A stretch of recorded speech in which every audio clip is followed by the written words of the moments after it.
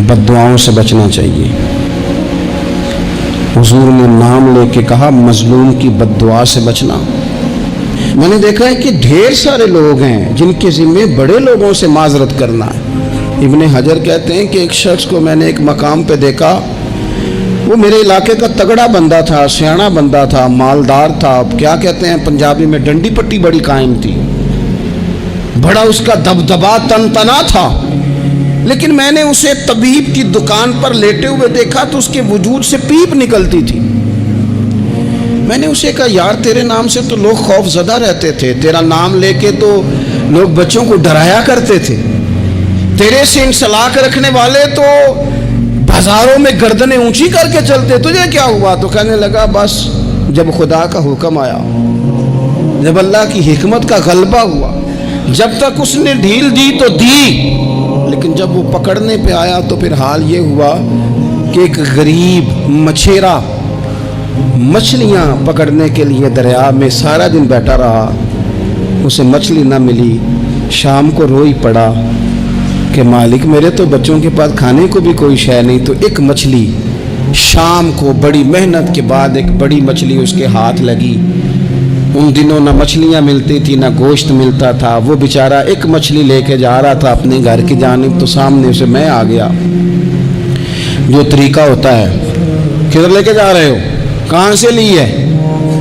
तो कहते उसने कहा साहब मुझे पता है आप मुझसे छीन लेंगे, लेकिन मेरे बच्चे सुबह से भूखे हैं, यही मेरा रोज़गार है, आज मुझे कुछ नहीं मुयस्सर आया, मैंने इस मछली को लिया है, मुझे तो बेचने को भी कुछ नहीं मिला, पता नहीं मुझे पकानी किस तरह है। तो ये एक मछली मेरे बच्चों की खुराक बनेगी, कल लूट लेना, परसों लूट लेना, तुम्हारा तो काम ही लूटना है, चलो कुछ दिन के लिए हाथ रोक लो। कहते हैं उसने जब ये कहा तो मैंने एक थप्पड़ मारा और उस आदमी से मछली छीन कर मैंने उसे पकड़ के घर ला रहा था मैं। उस मछली ने, हालांकि मछलियाँ काटा नहीं करती, कहने लगा उस मछली ने नाखून पर मेरे पोरे पर थोड़ा सा काटा है। और मैंने कहा कोई बात नहीं, मछली ज़रा बड़ी थी, उसने काट लिया, मैंने थोड़ी सी पट्टी बांधी और घर वालों को कहा मछली पका दें, उन्होंने पकाई, खाई, कुछ पता ही नहीं था। 2-4 दिन गुजरे हैं तो ज़ख्म आगे बढ़ने लगा। तबीब को दिखाया है तो उसने कहा ये तो उंगली काटनी पड़ेगी। कहता है वो उंगली कटवाई, 1 हफ्ता नहीं गुजरा था कि ज़ख्म आगे बढ़ा, तो फिर वो हाथ की तरफ बढ़ा, तो मैंने जाके दिखाया तो उसने कहा हाथ भी काटना पड़ेगा, सारा बाजू कटवा चुका हूँ, रात को नींद नहीं आती, एक लुकमा पेट में नहीं गुजरता, मेरे बच्चे, मेरे भतीजे, मेरे भाई, मेरे अजीज़ गली गली उस गरीब को ढूंढते फिरते हैं जिसका नाम भी हम कोई नहीं जानते, थक गए तलाश कर करके, खुदा जाने कहाँ छुप गया अल्लाह की इतनी बड़ी ज़मीन में, वो मिलता नहीं, मैं सो नहीं पाता। कहने लगे शेख मेरे लिए दुआ कर दो, मुझे कुछ नहीं चाहिए, बस वो मुझे मिल जाए और मैं उससे ना माफ़ी ले लूँ, बस वो मुझे माफ़ कर दे, 2 जुमले माफ़, जैसे भी होगा मैं मना लूँगा, बंदा दरकार है। इब्ने हजर ने लिखा है, कहते हैं वो तड़पता रहा, रोता रहा, आहोजारी करता रहा। मैंने भी उसके लिए दुआ की कि अल्लाह करे वो शख्स तुझे मिल जाए। फिर कुछ दिनों के बाद मुझे किसी ने बताया कि मर तो गया है तड़प के, पर उससे माफ़ी का मौका मुयस्सर नहीं आया। दोस्तों ज़िंदगी में कुछ काम ऐसे हम करते हैं, वो राज गर्चे हमारे सीनों में दफन होते, लेकिन कहीं जुल्मन ज़्यादती के साथ हमने 4 पैसे भी किसी के हड़प किए। काम मेहनत करनी नहीं, जी चुराना है, कोशिश करनी नहीं, जी चुराना है। मुल्ला रूमी रहमतुल्लाह ताला ने लिखा है, जो आदमी जुल्मन चीज़ें खाने का आदी हो जाता है उसके मुंह को वो बदबूदार जायका लग जाता है। वो खुदा से माफ़ी मांगे कि ये क्या मेरे मुंह को गंद लग गया है, कि हमेशा नाजायज़ की ही लज्जत आने लगी, हराम की लज्जत आने लगी, उसे फिर वो हलाल का जायका ही नसीब नहीं होता। اپنی زندگی میں جائز پیسہ، رزق حلال، طیب، طاہر، صاف ستھرا، کبھی ظلم نہ کریں، کبھی زیادتی نہ کریں۔ کبھی حضرت سعد بن ابی وقاص رضی اللہ تعالیٰ عنہ نا کچھ بانٹ رہے تھے، تو ایک شخص نے آ کے کہا، یہ بخاری میں آپ کو ملے گا، اس نے آپ پر 3 الزام لگائے۔ کہنے لگا ایک تو آپ جہاد پہ نہیں جاتے، حالانکہ بڑے مجاہد تھے، دوسرا آپ بانٹنے میں احتیاط نہیں کرتے، تیسرا جناب آپ غریبوں کو ترجیح نہیں دیتے۔ 3 الزام اس طرح کے اس نے آپ پہ لگائے، ناانصافی کا، معاذ اللہ، جنگ پہ نہ جانے کا۔ حضرت سعد بن ابی وقاص کو بڑی تکلیف ہوئی، حضور نے نام لے کے کہا مظلوم کی بد دعا سے بچنا۔ دکاندار کپڑے دیکھ کے اہمیت دیتا ہے، کپڑے دیکھ کے، اگر دکان پہ چڑھنے والا مہنگے کپڑے پہن کے چڑھا ہے تو اٹھ کے کھڑے ہو کے مال دکھاتا ہے۔ اگر کپڑے پھٹے پرانے ہیں اور خاتون نے جو گود میں بچہ اٹھایا وہ بھی غریب ہے تو کہتا چل چل، انہیں خریدنا کچھ ہے نہیں۔ یہاں سے ظلم شروع ہوتا ہے، یہاں سے بندہ دیکھ کر لوگ اس کے ساتھ رویہ اختیار کرتے ہیں۔ بندہ دیکھ کر، میری غربت نے کیا مجھ کو زمانے میں بدنام، تیری دولت نے تیرے عیب چھپا رکھے۔ حضور فرمانے لگے مظلوم کی بد دعا سے بچنا۔ جب وہ اپنے ہاتھ اٹھاتا ہے نا رب کی بارگاہ میں، تو پھر آسمان کو بھی حکم ہوتا ہے تو درمیان میں ہٹ جا، کوئی شے نہ آئے اسے سیدھا اللہ کی بارگاہ میں پہنچنے دے۔ ہٹ جاتی ہے ہر چیز۔ مظلوم کی بد دعا سے بچو۔ حضرت سعد عزت دار آدمی تھے، لوگ عزت داروں پر بھی ظلم کرنے سے باز نہیں آتے۔ حضور کے غلام تھے، نبی پاک کے سچے سچے صحابی تھے، اس نے جھٹ سے منہ کھولا الزام لگا دیا، سوچا سمجھا ہی نہیں کہ میں اس شخص کے بارے میں بات کر رہا ہوں جس کی صبح اور شام میں حضور کے ساتھ وفا کرتے گزر گئیں، بخاری میں موجود ہے۔ ظلمن بات کی، ظلمن کہنے لگا نہ جہاد پہ جاتے ہو، نہ مال غنیمت انصاف سے بانٹتے ہو، نہ عدل کرتے ہو، الزامات لگاتا۔ حضرت سعد چپ کر گئے۔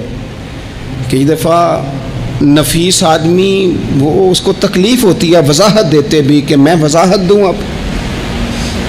اب یقین کریں وضاحت دیتے بھی تکلیف ہوتی ہے۔ حضرت سعد بن ابی وقاص خاموش ہو گئے، چپ کر گئے۔ لیکن اس وقت سے ڈرنا چاہیے جب کوئی اپنا مقدمہ رب کی بارگاہ میں پیش کرے، رات کو اللہ کے حضور شکایت کرے۔ حضرت سعد بن ابی وقاص نے 3 دعائیں کی اس کے لیے، دعائے ضرر، بد دعائیں دی 3۔ کون سی؟ کہا اے اللہ اس کی عمر لمبی کر دے، اے اللہ اس کا فقر بڑھا دے۔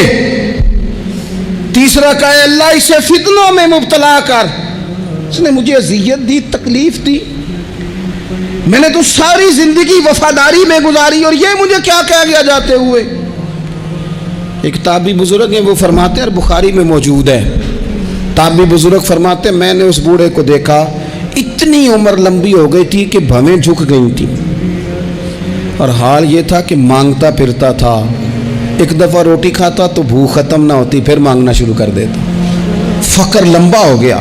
اور فرماتے فتنے کا یہ حال تھا کہ نہ اب خواہش تھی، نہ اس کے وجود میں اتنی طاقت تھی، لیکن راہ سے گزرتے معاذ اللہ ثم معاذ اللہ کسی خاتون کو چھیڑ دیتا، اسے جوتے پڑتے، اسے تکلیف ہوتی، تو جب لوگ اسے پوچھتے یہ تو کیا کرتا ہے تو کہتا یہ حضرت سعد بن ابی وقاص کی دعا ہے جو میرا پیچھا کرتی، یہ میں نے ان پر ظلم کیا، زیادتی کی، الزامات لگائے، دل توڑا، یہ دعا ہے جو مجھے جینے نہیں دیتی۔ خدا را اپنے لہجوں پر، اپنے انداز پر تھوڑی توجہ دیں۔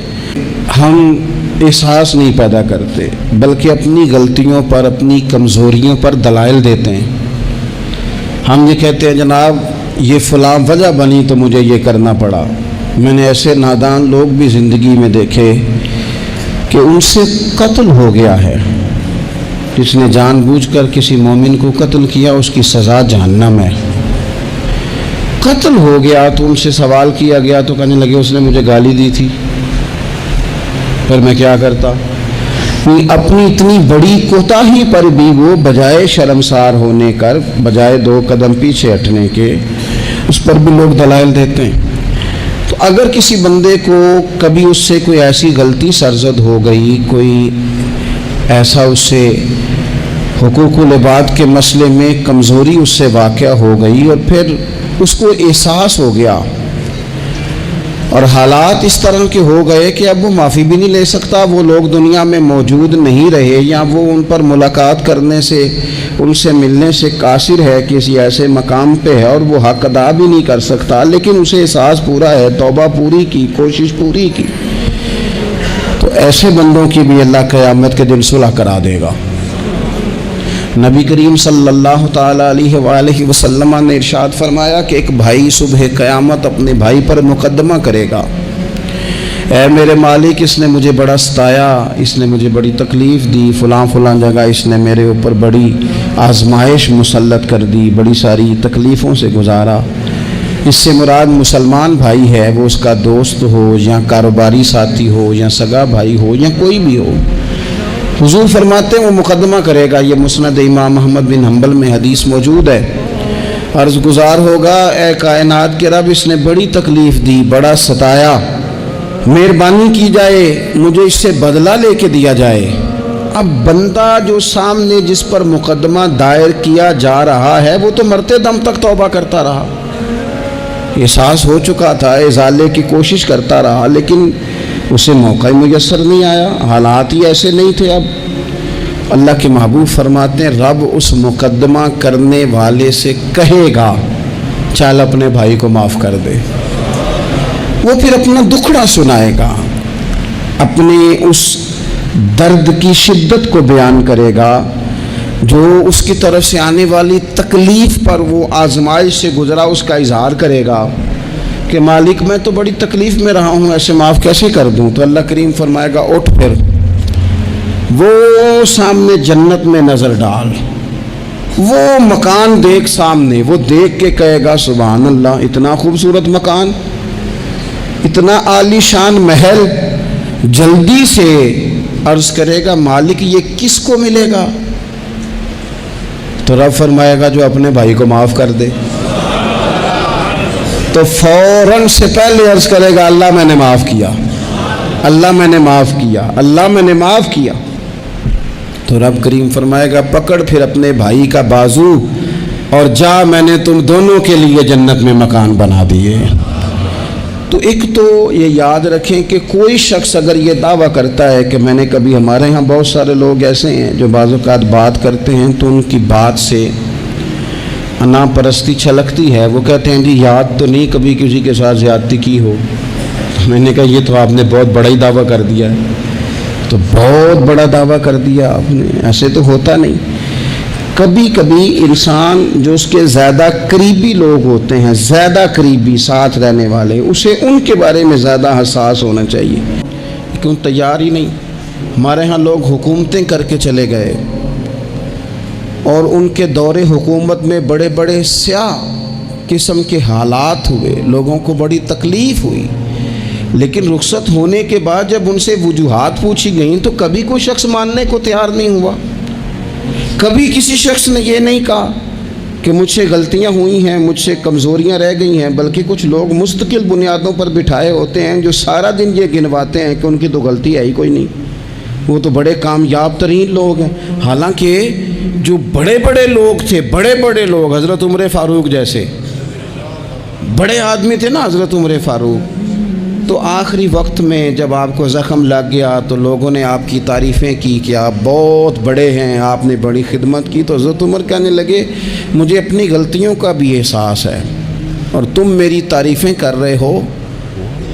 یہ جملہ دیکھیں، فرمانے لگے مجھے زیادہ اجر کی ضرورت نہیں، بس دعا کرنا میری نیکیاں اور میری غلطیاں برابر برابر ہو جائیں اور رب مجھے معاف کر دے.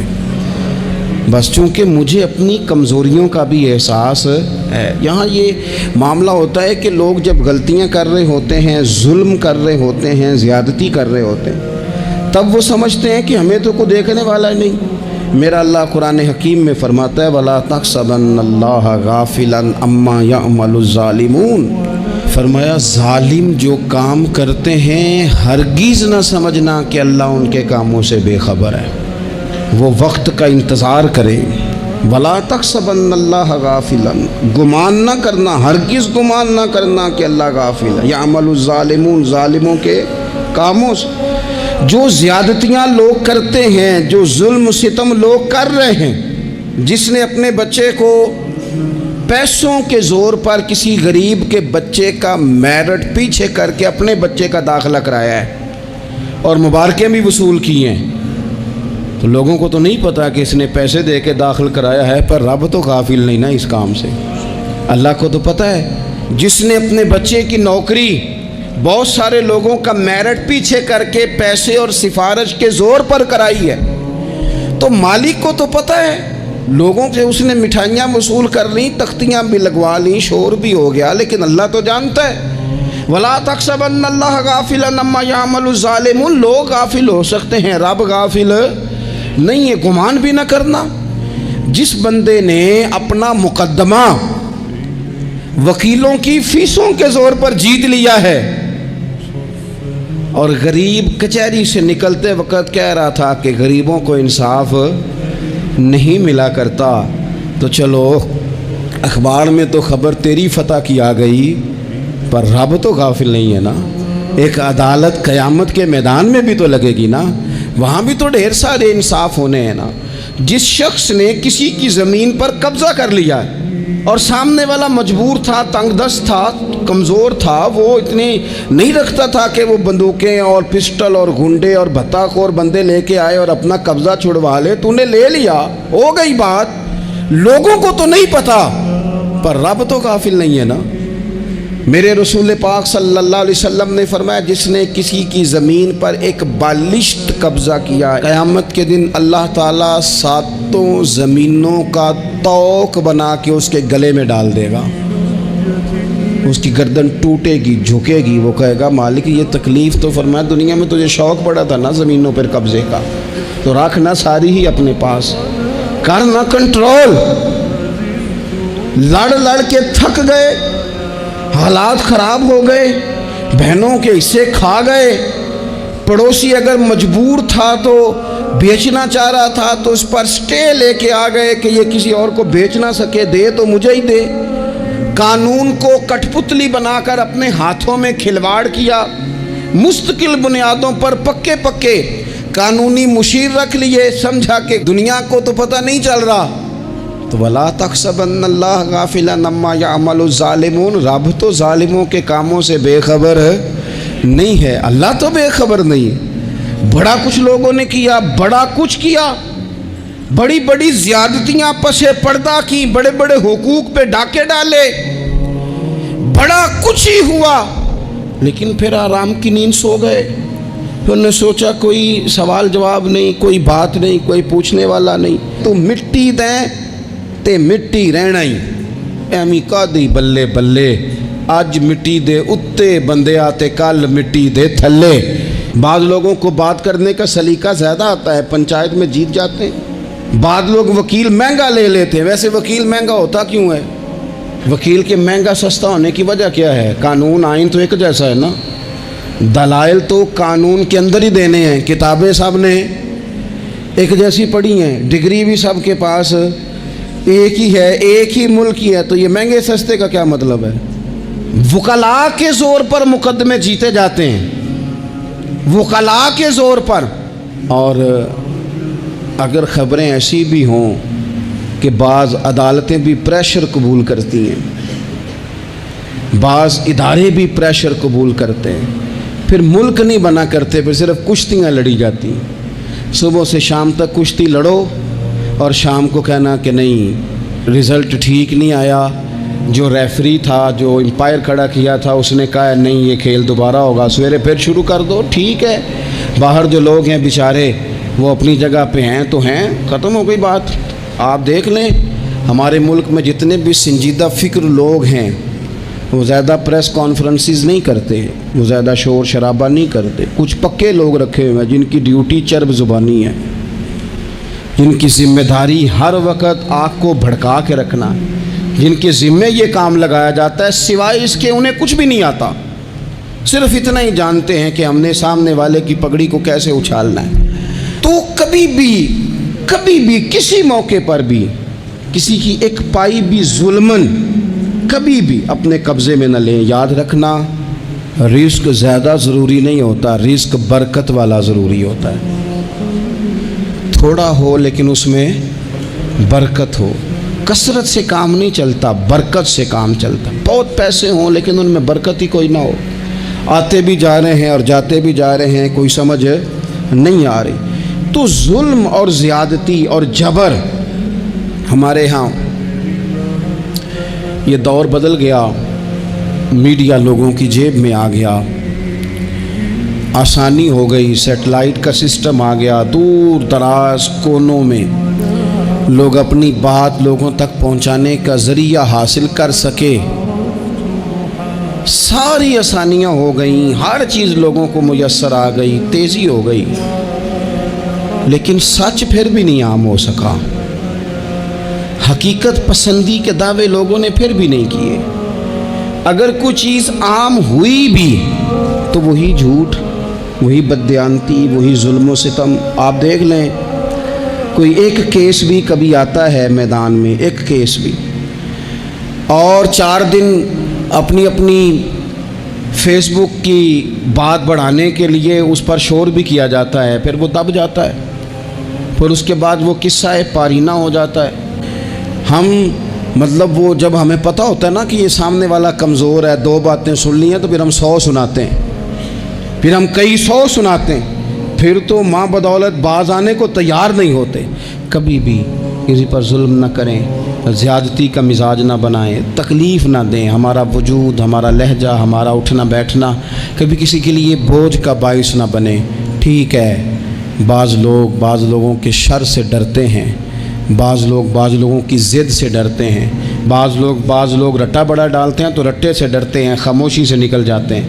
اس کا مطلب یہ نہیں ہوتا، وہ حضور نے فرمایا مومن نرم دل ہوتا ہے، سامنے والا سمجھ لیتا ہے شاید بزدل ہے، اس کو پتہ ہی کوئی نہیں، وہ تو نرم دل ہے۔ یاد رکھنا، کچھ بدلے صبح قیامت اللہ کے حضور بھی پیش ہوں گے۔